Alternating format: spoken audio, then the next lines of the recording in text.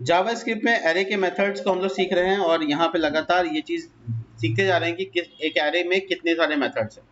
हम लोग ये सीखा कि एरे को हम लोग कई तरीके से आउटपुट दे सकते हैं, यानी प्रिंट कर सकते हैं। पहला है फॉर ईच मेथड का तरीका, जो बड़ा आसान था, उसके अंदर फंक्शन डाला, काम हो गया।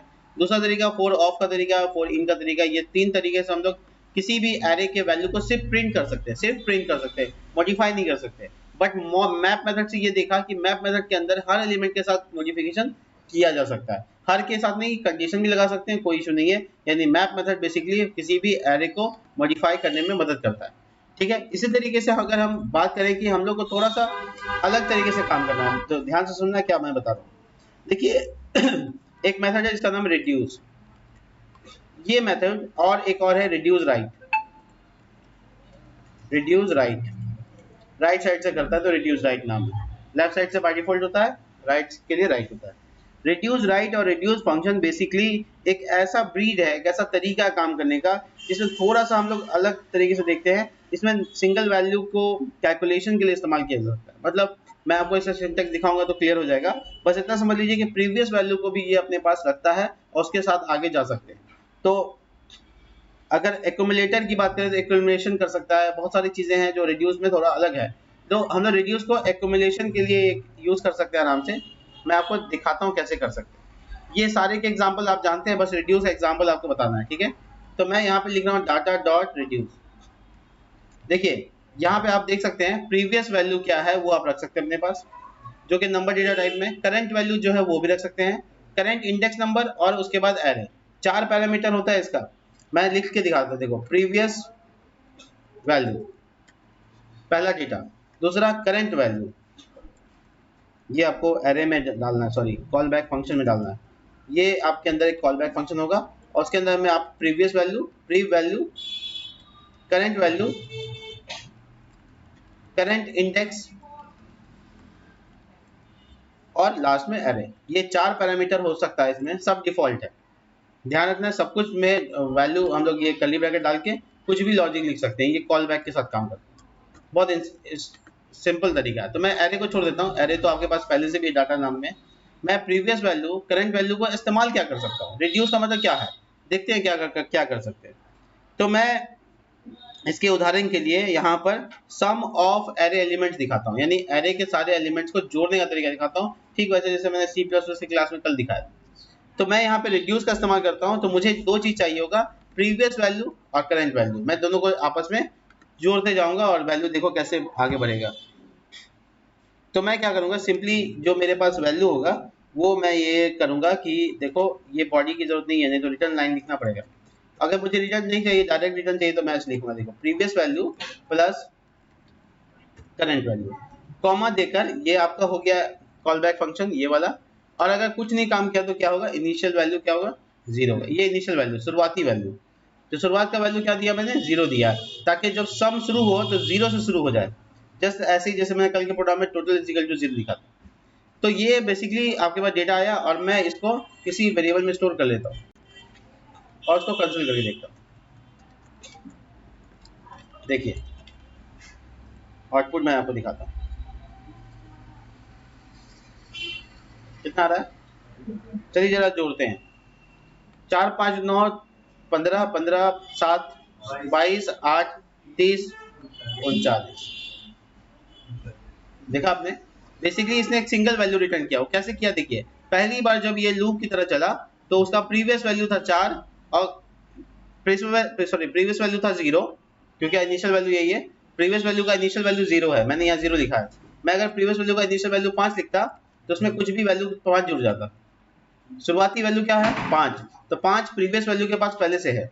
तो शुरू में जब होता है कोई सॉरी देखो जब एरे इटरेशन शुरू हुआ, माइंड करना बात को, जब एरे इटरेशन शुरू हुआ तो करंट वैल्यू कौन है, प्रीवियस वैल्यू कौन है, जब नहीं है तो कौन है, 0। प्रीवियस इससे पहले कोई है नहीं है, तो क्या इनिशियलाइज है, 0, तो वही उसका previous value. Now previous value and plus current value, तो 0 प्लस 4। दोबारा जब इटरेशन हुआ, देखिए कैलकुलेट हो रहा है, रिड्यूस का मतलब कम हो रहा है, रिड्यूस कर रहे हैं। तो नॉर्मली यहाँ पे हम लोग दूसरा वाला जो पहुंचे, तो दूसरा इटरेशन कौन है, 5। अब मेरा प्रीवियस वैल्यू क्या है, 4। ध्यान रखना प्रीवियस वैल्यू सम हो रहा है, 4 अब प्लस 5। अब मेरा प्रीवियस वैल्यू क्या हो गया, 9। अब उसके बाद नेक्स्ट सिचुएशन क्या है 6, तो 9 और 6 15, फिर इसके बाद आगे बढ़ा और ये मेरा करंट वैल्यू और 15 मेरा प्रीवियस वैल्यू, दोनों मिला के कितना हुआ 22। उसके बाद 8 को प्लस किया, 8 को प्लस किया तो क्या हुआ, पीछे का 22 है इधर का 8 30, और इसी तरीके से लास्ट में इनमें 9, तो 30 और प्रीवियस वैल्यू में है, और दूसरा वाला क्या है यहाँ पर बेसिकली 9 जो है क्या कर रहा है, जुड़ रहा है, तो 39, सब मिला के क्या बन गया। अगर मैंने इसके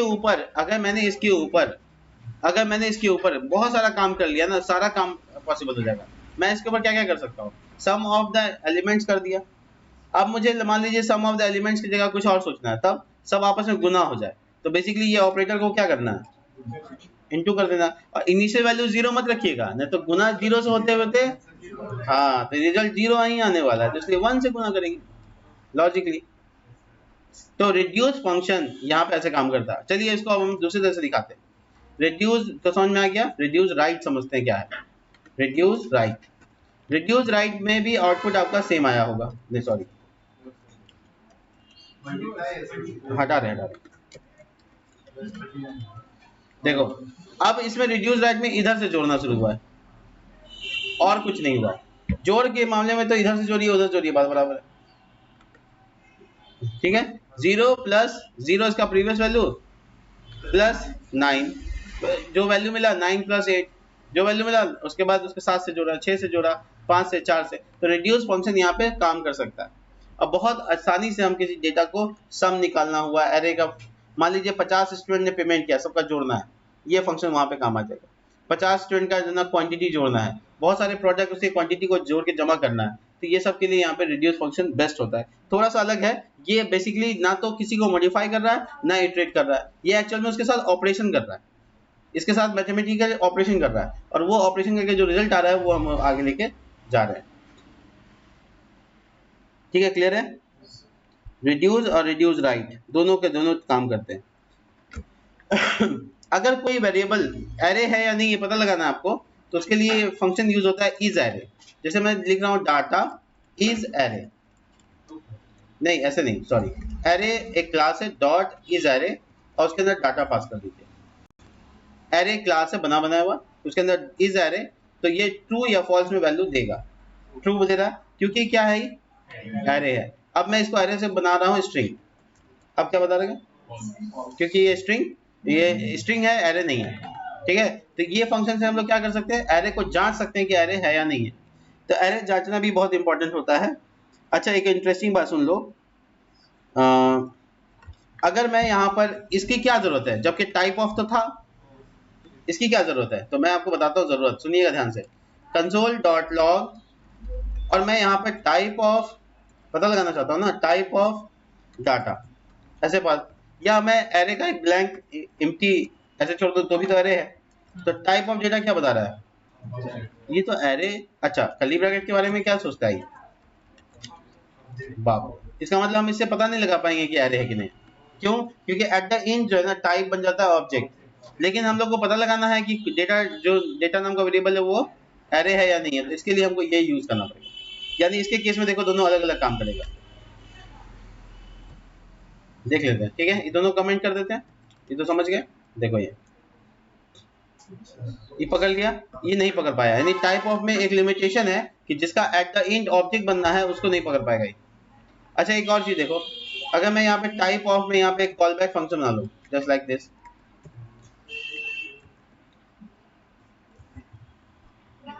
या किसी वेरिएबल में स्टोर कर लेते हैं, ठीक है, आसान रहेगा। तो टाइप ऑफ फन, कोई फन नाम का वेरिएबल है जिसमें हम लोग एरे बना दिया, ठीक है। अब इसका टाइप क्या बताएगा, टाइप ऑफ फन का क्या बता रहा है, अनडिफाइंड बता रहा है। क्यों, क्योंकि ये देखो ये जो यहाँ पे वैल्यू है ये अच्छे से पकड़ नहीं पाएगा। तो नॉर्मली हम लोग एरे को पकड़ने के लिए क्या करेंगे, array dot is array use कर सकते हैं, हम लोग टाइप ऑफ से नहीं चलाएंगे इसको, ठीक है, कोशिश करेंगे इससे बचे। दूसरा सवाल ये पूछा जा रहा था मुझे, कमेंट में भी पूछा जा रहा था कि शॉर्ट क्यों नहीं काम कर रहा और रिड्यूस क्यों नहीं काम कर रहा है। इसके पीछे बहुत बार मैंने जवाब दिया है, इस बैच में बता रहा हूँ। देखिए यहाँ पर जो आप वैल्यू लिखते हैं,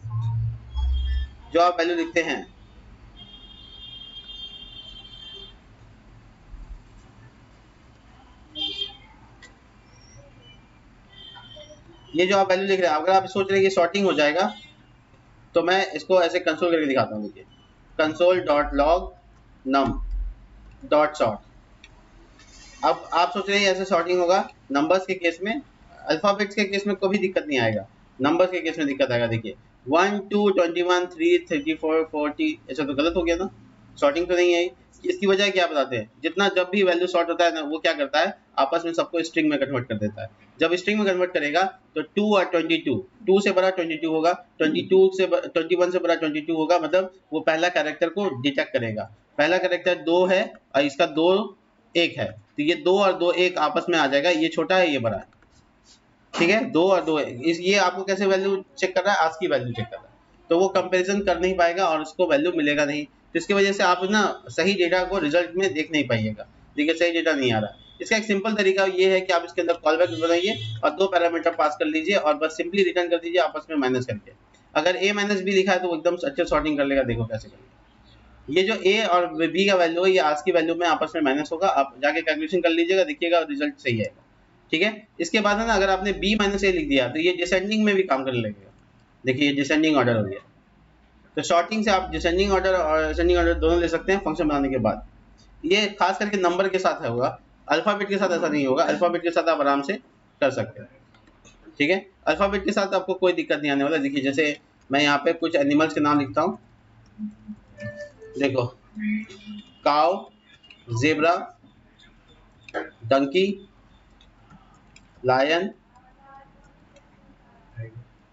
एस, ठीक है। मैं ए को कंसीडर करना चाहता था, जेड को, ताकि ये शॉर्टिंग समझ में आए। मैं इसको कमेंट करके नया कंसोल करता हूँ, कंसोल डॉट लॉग, देखो एनिमल डॉट शॉर्ट, इसमें आपको शॉर्टिंग अच्छे से हो जाएगा क्योंकि ये अल्फाबेट्स है और यहाँ शॉर्टिंग कोई दिक्कत नहीं है। कर गया। अब आप शॉर्टिंग के बाद उसका रिवर्स करना चाहते हैं, वो भी ठीक से काम करेगा। ध्यान रखिएगा शॉर्टिंग और रिवर्स दोनों नंबर्स के साथ काम नहीं करता है, वो काम करता है इंटीजर स्ट्रिंग के साथ, और स्ट्रिंग के वैल्यू जो होता है वो ASCII वैल्यू को डिटरमाइन करेंगे। इसके लिए हम यहाँ लॉजिक लगा दिए कि पहला पैरामीटर और दूसरा पैरामीटर, पहला वैल्यू दूसरा वैल्यू आपस में कंपेयर करने की जगह माइनस कर लेगा वैल्यू, तो एक दूसरे को पलट देगा। बेसिकली आप इसको ASCII के वैल्यू के हिसाब से कंपेयर करके देखिएगा, काम करेगा। तो इस वीडियो में हम लोग ना एरे के मेथड्स के बारे में बात किए, इज एरे के बारे में बात किए, और हम लोग रिड्यूस के बारे में बात किए, रिड्यूस राइट के बारे में बात किए। इसके अलावा जो है हम लोग फिल्टर वगैरह तो इससे पहले वाला वीडियो में देख ही चुके हैं। ये सारे के सारे फंक्शंस बहुत ही ज़रूरी फंक्शंस है और बहुत ज़्यादा इस्तेमाल किए जाते हैं। यहाँ पर हम लोग एरे के मेथड्स को कंप्लीट करते हैं और मिलते हैं नेक्स्ट वीडियो में, तब तक के लिए बाय।